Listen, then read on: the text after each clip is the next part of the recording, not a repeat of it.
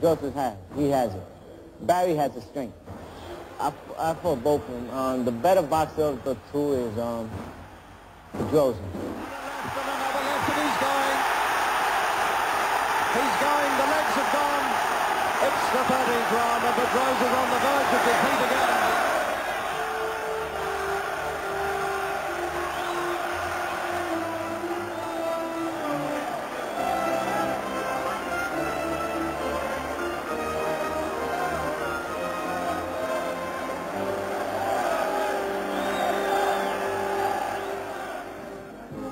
Every now and then, an exceptional sporting achievement courts an exceptional response from the people of Northern Ireland.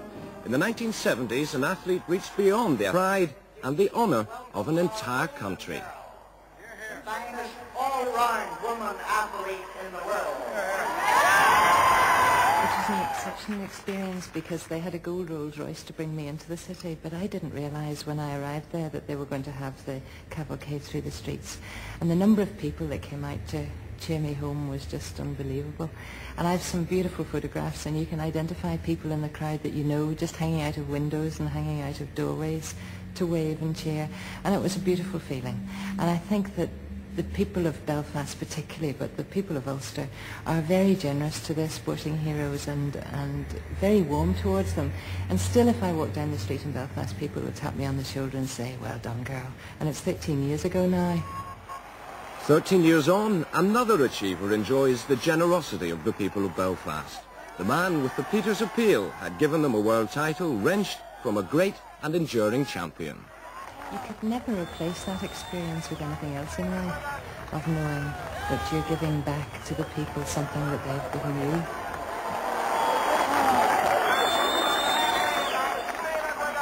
The last couple of weeks I thought maybe, if I thought about what would it be like when I come back, it would help me.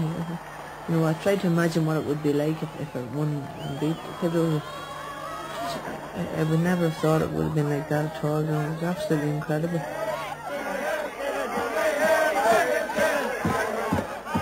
Months later, when you look back on it and say, yeah, they were all out cheering this one little fella who weighs 9 stone, a little slip of a lad, and it's brilliant. It was brilliant.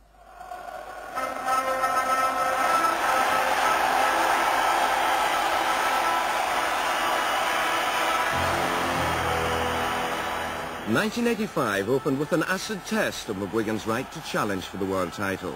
For 3 years, nobody had been skillful enough to survive his company for the scheduled fight distance, but in February a former world champion was flown into Belfast from Puerto Rico.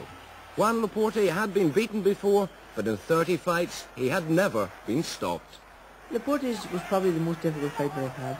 He was a very, very difficult opponent to beat because he was so powerful and he was so sneaky, and he was a very intelligent fighter. Kept the hands up high and lay back and let me throw 1, 2, 3, and he blocked them both, and as I throw the finishing one, he'd come back with his own punches, and he was such a powerful puncher that he always was dangerous. You could never relax with him, and it was a great fight. And he was only a young man, and they were saying, "Oh, he's over the hill." He was only 25 years of age. He was very determined. This was his last chance. He was very determined. He was very, very well trained. In fact, he said that he was better prepared for that fight than in any of his fights ever. In the first round, Laporte cut McGuigan below the eye. In fact, it was nothing. It was just a sort of a scrape, more or less. And it didn't really worry me because as soon as I came back, Eddie looked at it and said, it's nothing, I got worse shaving.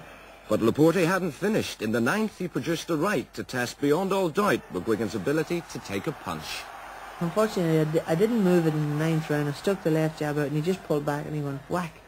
And he took the head off me, He certainly landed a marvellous punch, and the people were saying that it had to be proven to them, although I knew I could take a punch because I've been hit many times in the gym when the people don't actually see it, and he was sparring 3 or 4 different opponents and you're getting hit all the time. I knew that I could take the punch, I could take a good punch, but of course they had to see it, and they certainly seen it when Laporte nailed me with that. But in fact, I never felt that punch that much. I got a sort of a fuzz, normally when you get hit you get a couple of flashes and you're back yourself again. It never felt anything more powerful than just the normal right hands that was hit, and it came back well, very well. I hit him with some great shots, but I never got nailed him with the real clean one until the 10th, and I hit him with a right hook, and he was very badly shaken, and I feel that if the round had have lasted another half minute, I could have finished him. But comparing him with all my other fights, he's probably the most difficult. Oh, and he staggers Laporte with the right hand. He came out of that mix-up of punches there with one tremendous right, and Laporte almost went.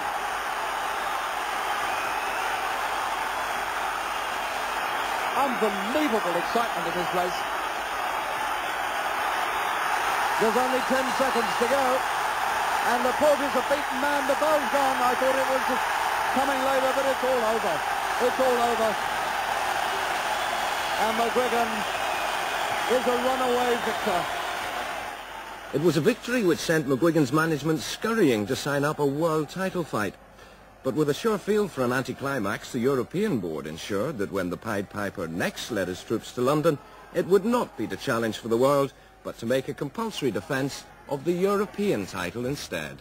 It was only 4 weeks after I fought Laporte, actually, and I didn't want to take Galouz on. I didn't need that fight because we were working on a world title fight.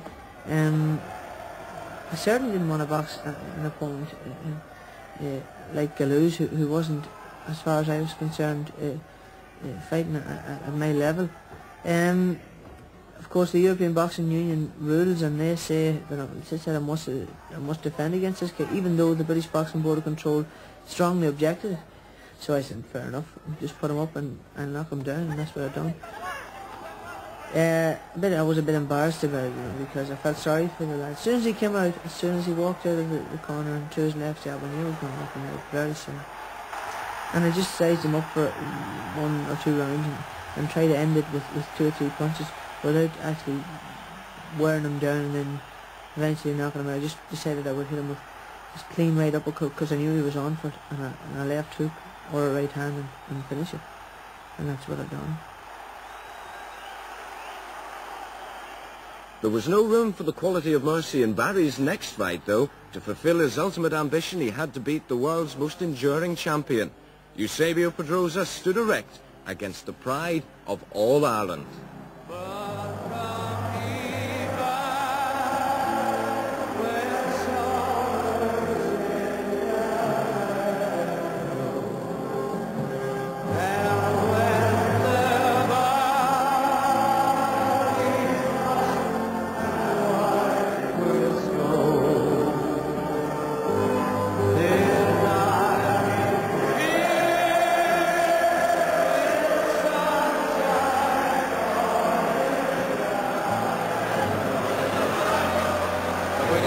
Take punches to get inside.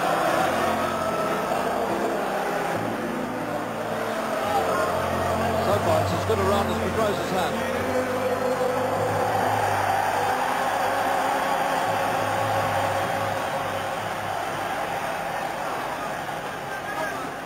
McGuigan's work has not been so effective in this round. He hasn't found the range. Yes, he did. He's got him with the right.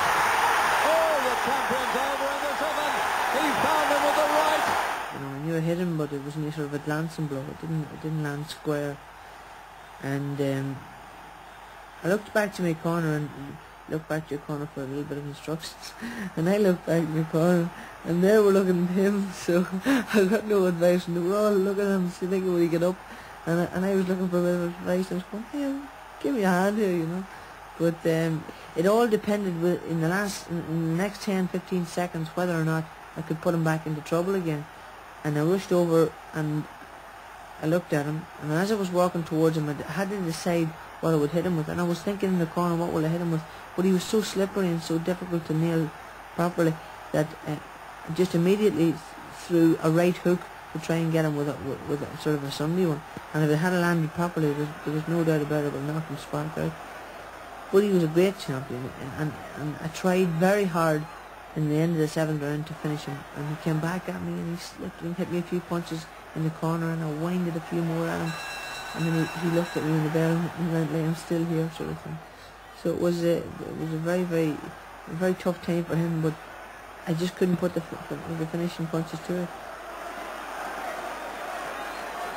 It was very difficult for me to to actually get a decision over him. I thought if it goes to a decision, he'll definitely win the fight. I'll have to stop it inside the distance. But I just kept on battling away and trying to put the pressure on him. When he was supposed to come on strong in the last third of the fight, I was getting stronger and he was getting tired.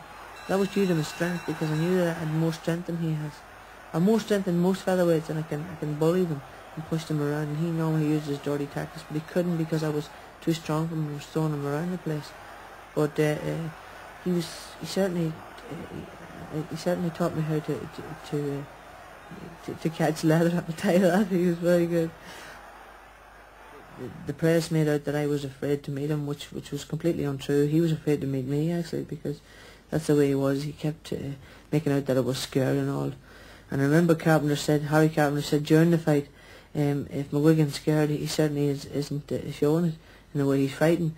But we never got a chance to meet, even in the build-up to the fight, and I never got a chance to shake his hand until after the fight. And he could speak a little bit of broken English. He said, "You will be a good champion."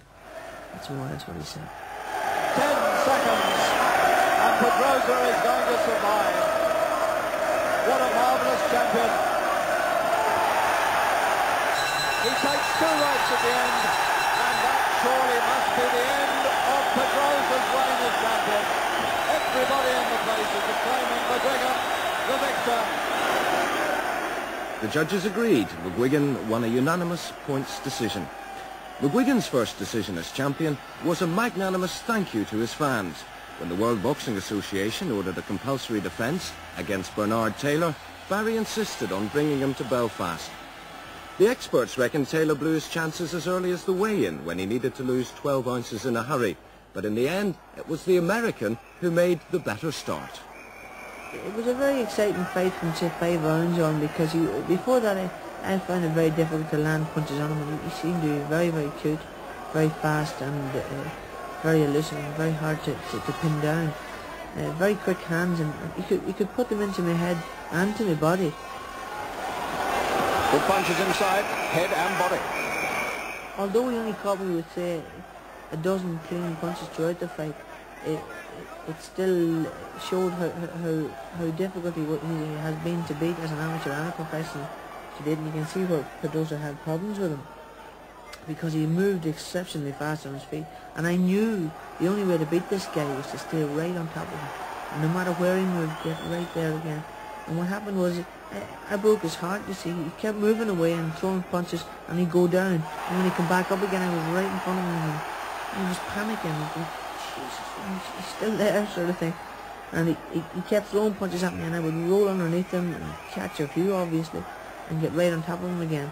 But it broke him after a while, and I knew that no matter how fast he was, I would eventually catch up on him. And then, of course, when he slowed his pace from 4 or 5 rounds on, I started to hit him with good punches, and it just took all the wind out of him. I hit him down below, and the corner kept telling him, Mr. Eastwood kept saying, bang this fella down to the body, because he just can't take it. So I banged him around the body, and he just slowed down completely. And in the 8th round, I gave him a tanking, and he didn't want to come out for the night. He knew it was a beating. The fact is, he knows, and I know, that I would have knocked him out in the 9th round. No more movement in the legs. 8th round. Desperate moments for the challenger from America. The punishment simply sweeping over him and around him and into him. And McGuigan looks to his corner and he smiles, as much as to say, I'm doing okay, don't you think? There's the bell. Terrific round for McGuigan. And they're throwing it in, they're throwing the towel in. Taylor doesn't want to go on. What an amazing turn of events. McGuigan has kept his title. Taylor can't go on.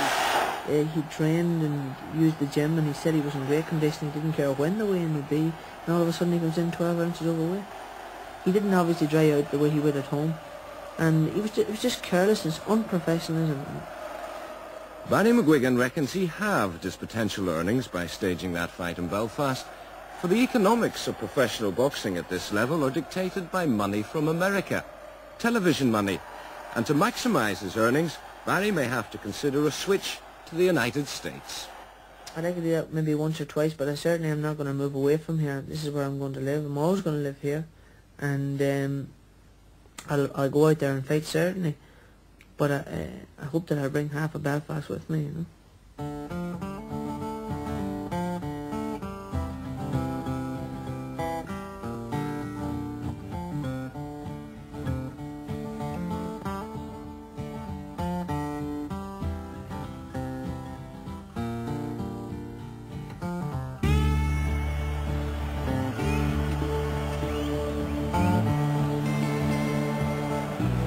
The man's too big. The man's too small.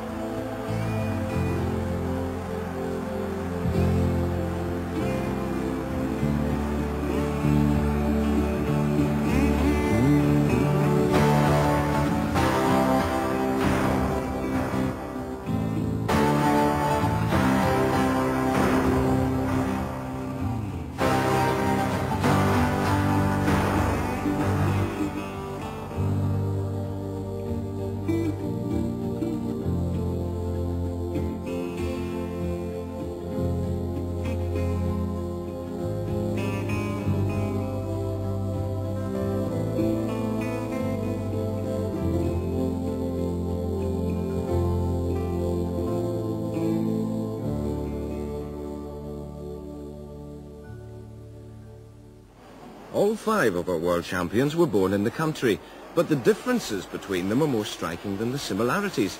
The 3 motorsports champions, for example, take their explosive power from the outer strength of finely tuned race engines. Having said that, a degree of fitness is required. The physical demands of the Formula 1 and 2 championships have been greatly increased by the new continental rounds. Temperatures of over 100 degrees Fahrenheit saw Joey Dunlop finish the Portuguese race suffering from heat exhaustion. Some of them hot countries it's the case. You know, Villarreal is really warm, so at that particular race, at the end of it, I didn't even remember finishing the race or refuel or anything. I just don't even know how I finished it. That must be dangerous, surely. Well, that's one of the things we're trying to get changed this year, but we're just not interested in changing it. Would you like to do away with Villarreal, or is it the length of the races which is the big problem? I think it's more the length of them. There's only one small problem with them. They're not long enough, really, to make it like an endurance bit of a race. And, you know, we're just riding them now at the moment like a short circuit, you know, for 25 laps. It's all you can get out of it for 25 laps. And if it's like a 30 laps, we would know then it would have to take it a wee bit easier. So do you feel that the point can be proven in a lot less time? It's hard to know, because I was over at the FIM conference in Portugal, and they're just not interested. You know, they're really hard people to get on with, to talk to. Your championship has come a long way. Well, 8 years ago it was simply the TT and the Isle of Man. This year it turned out to be a 6-round series. And one of the major points with a couple of the newer events in Portugal and in Spain was the marshalling, which didn't seem to be at all up to scratch. Yeah, no, that was a joke, really. We went out in one practice session, the car was coming the opposite way. We couldn't believe it. The same at Spain, with people walking the street with prams. And, they ran in the middle of the town. It's like running a race in the middle of Belfast. You just can't keep people off, and dogs and cats. There's really no excuse for that, though, There's no excuse for it now. We were talking about it this year, but they didn't really do anything about it. They just continued on for another year. Well, in reaction to that, some of the top riders, including Mick Grant, has suggested that it might be an idea to expand, but also to make some of the rounds optional, including the Isle of Man. How did you feel about that? Well, I think it was people like Mike Grant that started it off, and now he's coming retiring age, and he'd rather have it now in short circuits. It'd be much safer for him. You know, I think it's not a very fair way of doing it. You know, I'd rather that would keep on going the way it's doing. You know, I've come now from 2 rounds to 8, you know, and I hope it keeps growing. I think if we start complaining too much about the tracks and that'll drop by again. And of course, it was on the Isle of Man this year that you equalled Mike Haywood's record with 3 wins in the week. That's something. The Isle of Man's just a different race. You don't treat it as a championship race, really. It's like a season of its own, just the TT. You were unbeaten all season, Joey, even on the short circuits. The Ulster Grand Prix, when it came around, because the Belgian round had been dropped, you were so far ahead, you'd already won. Was that a bit of an anticlimax for you? Oh, it's a bit disappointing because I really want to try and clinch it up at Ulster. But this year's going to be different because as far as I can make out, Ulster's the last round of it. Will the competition be hotter though, because at the Ulster Grand Prix you won by 54 seconds and you were able to take a fuel stop which your competitors didn't bother with? Well, I think if they'd rode on hard the way I was doing, they'd have to refuel as well. And they tried to play it, so if they didn't refuel, I would have to refuel. They'd maybe get me. They tried it a couple of races this year. You know, at Aston, that was 100th second I won it by. You know, it was that close at the end because I refueled and Grant didn't. You know, I think he tried the same at the Ulster and didn't work out that way. After Dundrod, Dunlop went on to Hockenheim to complete an unbeaten run through the series. The Formula 2 Championship proved to be a much closer contest, and this time Dundrod did crown a local champion when Brian Reid won both race and title. But in the very next race he crashed at 120 miles an hour. I came into just a flybog corner in the quarries and just came in the same as any other time, and the front wheel seemed to hit like a stone or something in the road, and the whole thing just slid away as quick as that, and the next thing I knew was in the hedge.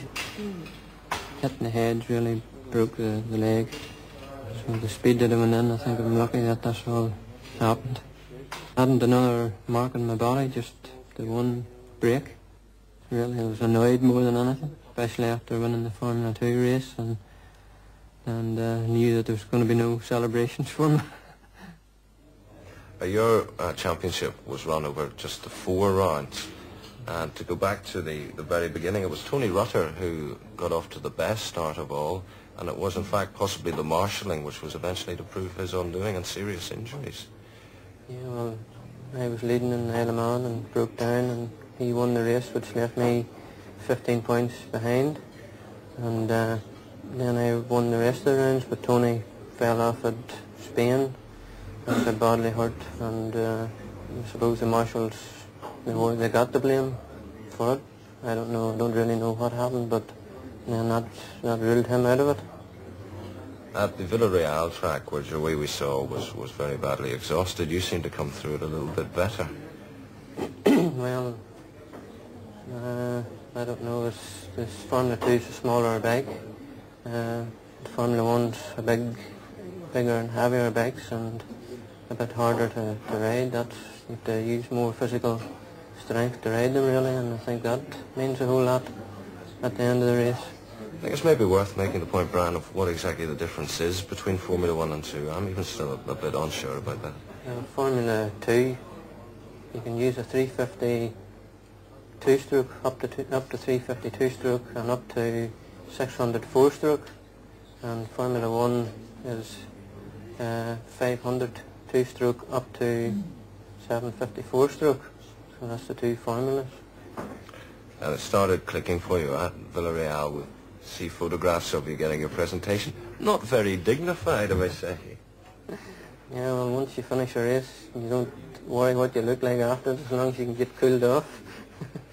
So I just stripped off and emptied water over me and just cooled down the best way I could. The critics were full of praise for the way that you rode that race in terms of your tactics and the way you worked your way up through the field. Was that your plan? Yeah, well, a lot of them set off at the beginning and rode it like as if it was a short circuit, and then the heat just got to them, and after a few laps they started dropping back. And I sort of tried to pace myself, from the start, and kept going at the same pace all the time, and I think it paid off in the end, because a lot of people were exhausted after the Formula 2 as well, and I was able to keep going. Were those the tactics at Dundrod as well? Yeah, well, they didn't have to win the race at Dundrod, so I thought the best thing to do was, you know, watch what was going on in front, and it worked out well, and then I was able to win the race. And Formula 2 is also going to expand next season. What are your thoughts about the expansion? Yeah, well, I'd like to see Formula 2 growing as well as the Formula 1, but I'd like to see them staying on road circuits. You know, a lot of people are talking about Grand Prix circuits, but we already have a Grand Prix World Championship, so I think there's a need for, you know, a road race World Champion as well. Will you be fit for next year? Yeah, well, hopefully I'll be fit, because I've been working very hard with the leg. As time goes on, I'm able to work it harder and harder, and I've got rid of the crutches and the stick now, and I'm able to walk, you know, without any aid, and it's just a matter now of, you know, trying to get rid of my limp. While Joey and Brian are working away at an expanded series, Ormond, you're stuck with just the one race in the year which makes up your World Championship. What was it like at Ipswich this year? Did you get it absolutely spot on? Yes, I think we did, yeah.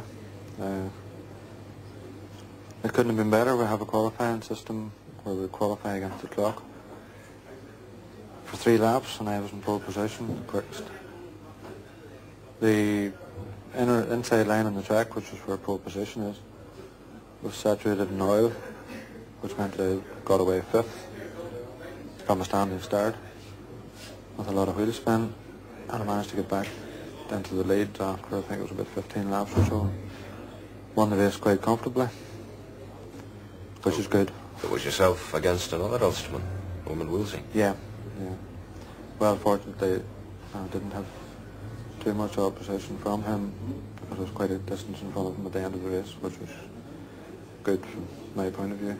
Now, hot rodding is the only motorsport that I can think of where one race decides the World Championship. Would you prefer to see the World Championship decided, as in these motorcycling championships, over a series of races? Well, actually, I would be in favour of running 8 or 10 rounds, provided, basically what I'm saying is, provided all 8 or 10 rounds were run like they are at Ipswich, for the one round that they have at the moment. In our game, it can be very, very hard to marshal the slower cars and the faster ones, or whatever, you know. Bikes is probably quite a lot different in the fact that the bikes are a lot narrower and the tracks are wider. We're running on, you know, with wide cars and narrow tracks and such. It's very easy for a slower driver to sort of just win a race by getting in the way. And I would feel that if there was 8 or 10 rounds, if they were all marshalled properly, in that the slower, slightly slower car, whatever, was made to drive to the rules and regulations which are laid down, then I would be in favour of 8 or 10 rounds, no problem. Are you saying that the organisers basically don't have the guts to apply the rules properly and disqualify people? That's exactly it. I just know that there isn't 8 or 10 stadiums that are prepared to do the thing properly. And Northern Ireland drivers have won the World Championship 4 of the last 5 years. Does that mean that the sport within the province has been expanding over that time? Well, hot rod racing in Northern Ireland at the moment is, I mean, it's even better than it is in England. I consider Northern Ireland such a small place. It's very good, you know, from our point of view. We've got 20 cars racing, which is very good. And in England they're doing very well to get 12, 15 at the moment. But again, it comes back to that thing that I mentioned earlier. The promoters in England and a lot of places, they don't really seem to treat the drivers the way they should do. I mean, there's a lot of damage in cars in England. You see, hot rod racing is no contact. Stock car racing was the original concept on the oval tracks. And I think a lot of the promoters haven't got it into their head yet that this formula is no contact. And that applies to England even more so than here, I should say, because in England they can't get cars in big numbers to race, simply because there's 4 or 5 cars hitting off in a night's racing. And we haven't had 4 or 5 cars hitting off in this last 2 seasons. But we're sort of top of the tree as far as the racing is concerned, so there must be something to be said for doing the thing that was better. Let's hope we can all survive the bumping and boring in '86 and previous champions all next year. And so to world champion number 5, the amphibious one, as Ray Reardon called them. Dennis Taylor waited the longest of our champions to fulfill his dream. He was 13 years a professional before he won his first major title. 6 months later in Sheffield, he was to give the World Championships a new hero. Opponents succumbed, press and media fed from his hand. The little ones there, I've been down for a couple of days and I've given them all names. There's one of them's Ray Reardon, one's Alex Higgins and one's Steve Davis. I only hope they could play like a couple of ducks.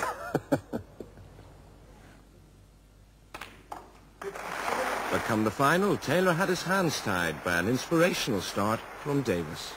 I was hoping the floor might have opened up and I could have disappeared. Well, a perfect performance by Steve Davis. 8 frames to 0. I don't look too happy there, do I? I was thinking back to the Jameson tournament in 1981, I think it was. He beat me 9-0 in that, which was a dreadful feeling, really. You look to me as if perhaps you're looking back over the last 8 frames and then suddenly you nod your head and you say something. Well, I was just sort of trying to psych myself up to really get going and thinking if I can get 1 frame in, then I can start the comeback. But it's a very tall order, and it's not until you get, say, 1 or 2 frames back and suddenly the adrenaline starts going and you know that you're there, you're playing well again, and you've got to just make sure and not let him to the table. Was there a turning point for you?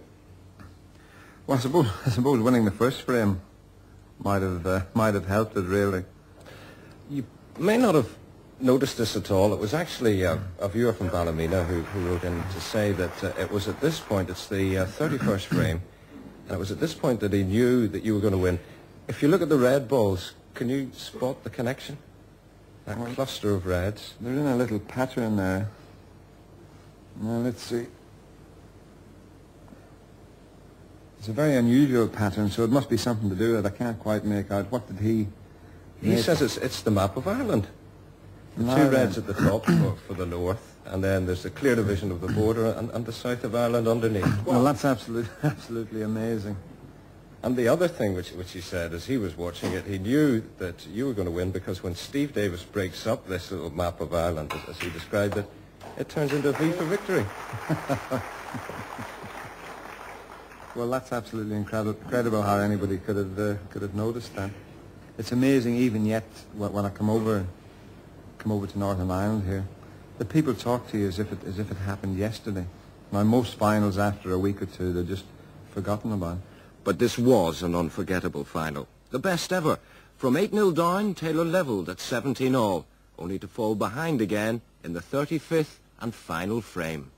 I'm not sure. I think he played a safety shot here to send the green right around the angles. And just popped into the middle nicely there. Known as the cocked hat shot.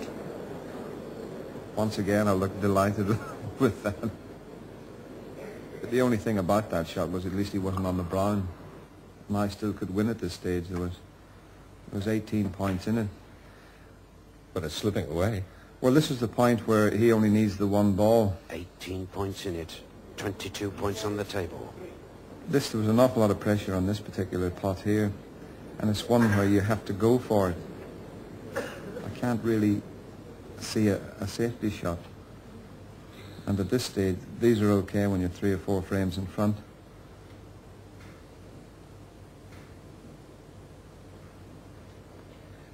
You've talked about this being a fine safety match, Dennis.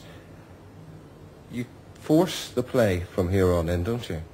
Well, I decided that if I was going to win the World Championship, I was going to have a go. And I thought, man, I was a little bit fortunate. That brown could have stopped over the top pocket. Mind you, I still thought he would have potted this. But there again, there was a terrific amount of pressure on him at this stage. Do you feel as if you forced Steve Davis to go for pots which he otherwise might have left safe? No, I just think on the black, he had a go at a double on the black. But I'd already played 2 doubles, so he probably felt if I was going to have a go, he might as well have a go. Were you surprised then that he missed this one? This one here, well, it's not that easy a shot. I think he probably expected to pot it. But there again, he left me here in a very, very awkward position. What were your thoughts? Well, there I was thinking, you know, if that white hadn't have come as... I don't know what I said there. Now, this is the first time I've seen Steve blowing like this. If the white had have stopped about 6 inches out on the table, there'd have been no problem with potting this and getting right down on the blue. But I'm having to strike down into the ball, and if you don't strike it absolutely perfect, you swerve the white a little bit. But I had to get down towards the blue. I got the white towards the blue, but unfortunately I didn't pot the brown. There's a great roar from your section of the crowd for that to slip in behind the blue. What were you expecting Steve to do here? Well, that was a bit too thin a contact for him to attempt the pot. So once again he was trying to get in behind the black there. Moving the black just might help Dennis. He wants the 4 balls. I was funny thinking back, if he hadn't have moved the black there, he probably wouldn't have missed the final black when we got round to it. But this is shot here. Now looking at it there, you'd think that's not too difficult to pot, but you're going across the nap of the cloth, and that the white can sort of turn off quite easily. And there's no way I can get down for the blue. You've been very decisive in your shots on the colours up to this point. This is the first time where you stop, have a think about it, appear to play it, and then you stop again. Well, obviously I was going to go for the pot. I just couldn't decide what to do here. I wanted to go for the pots, but it was such a tough position. Are you able to think simply about this shot, totally out of context, or is the look in that face, is that thinking about world championships, money, prestige, future? No, at the stage you're just thinking of the one shot. There's nothing else really going. If you start thinking about anything else while you're playing a shot, you've got no chance. Were you really able to close all that out? Well, you do, yeah. You must think of the one shot.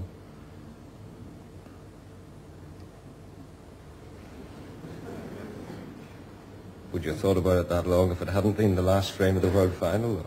No, probably not. No, I mean, one slip at this stage, and 13 years of hard work would have went out the window.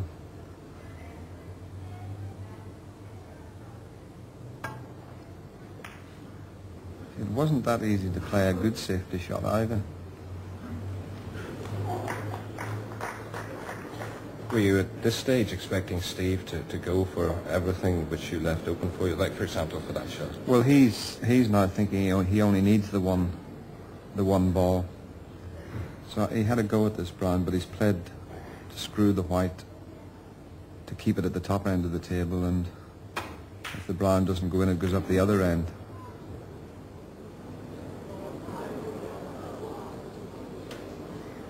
Now this particular shot here, to play a safe off this one, it would have been so difficult to get a good safety shot. And this is where I started thinking, well, he's still blowing a little bit as well, Steve. I had a look at the brown there and I thought, right, if I'm going to lose the World Championship final, I'm not going to lose it on playing a safety shot. So I decided I'm going to have a go at this. And I had to force the shot as well. I was just thinking here of keeping my head still and a nice smooth cue actually. It's probably one of the sweetest shots I've hit. But the flick on the blue, Steve had a look up at it there. It wasn't a very favourable flick. If I had left himself straight on the blue, it would have been a lot easier. It was a great shot, but you still need the final 3 colours. Well, that's right. I'm putting a lot of bottom on the cue ball there to hold it for the pink. And in fact, I didn't quite hit it hard enough.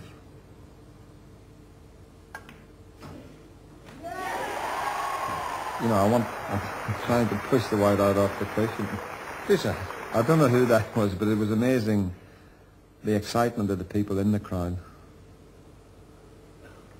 This was another tough one, because in fact some of the pros were saying this, if I miss this pot, because the white's close to the cushion, there's no way it'll go safe. And at this time I'd made my mind up to go for the double on the black. That was the reason I played the white right across the table. I'd decided that I was going to have a back double on the black.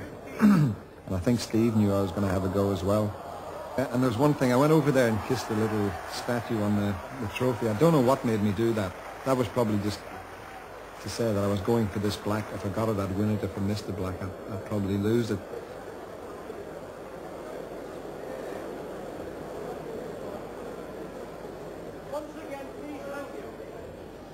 But the crowd all at the side where the black is all started cheering.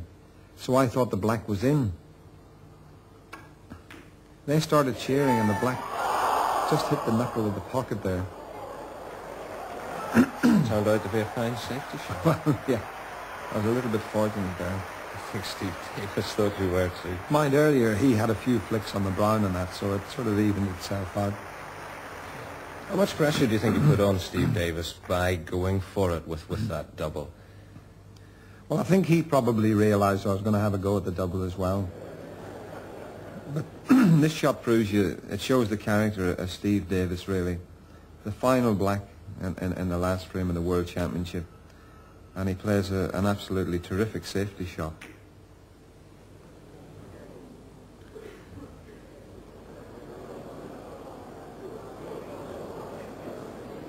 A bit warm, was it? I don't usually perspire. My hands don't usually perspire, but at that stage I was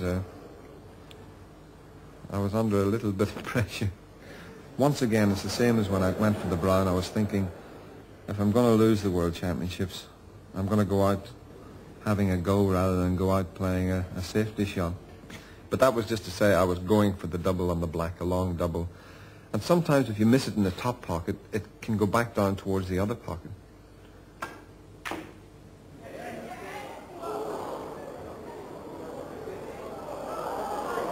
It's missed both pockets, but once again it's just come up past the middle pocket. But the white had kept the white in a fairly safe position. So even if the black had been in the middle of the table, it would have been a difficult pot for Steve. Now this is where a lot of people thought he played a safety shot. But Steve said to me he had a go at the double as well. But he hit it too thick. Normally he would have wanted this to come off the top cushion. If he missed the double, then the black would have went back round the table. Well, you've had two goes at the black. Both times you've gone for it, so you must have put the pressure on him. Well, yeah, he hit that one very badly, but that, if he hadn't have kissed the white there, it would have left a very easy pot in the top pocket. But I think he thought it had gone there. Now this next shot, in practice you'd knock it in, what, 8 times out of 10 probably. But I played this in a way, I screwed the white onto the side cushion as well. I was going solely for the pot, but also had the intention of keeping the white safe.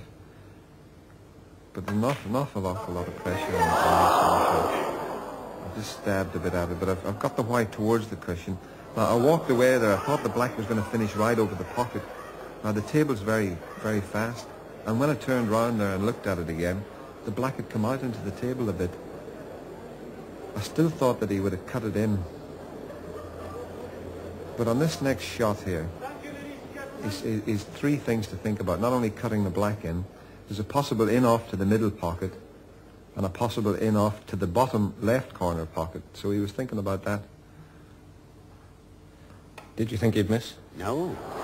I hoped he would miss. Now, he's wanted to make sure, and he's overcut it. Now, at this stage, I was in the chair, but the white was coming, pushing the white on, because if the white had stopped 6 inches shorter than that, I would have needed the rest. And I sort of reckon I'm the worst rest player in the world. So when I could get my hand on the table, I couldn't believe it. And then the reaction after this shot, when I seen this on television after, I just couldn't believe it was my face. The expressions and what I did with the cue. I nearly snapped the cue in two. He's done it. 15 years of frustration all coming out there. Dennis Taylor, for the first time, becomes Embassy World Snooker Champion 1985. Do you think we're in any danger of talking to you this time next year as world champion again? Well, that would be very nice, but once again, I'm not going to worry too much about that. My sort of philosophy is, there used to be an old record in Ireland about it. It was one day at a time, and that's all you can do in this life, I think. You never know what's round the corner. I'll go out and try just as hard next year, but it's not going to be the main aim in my life to win the World Championship again.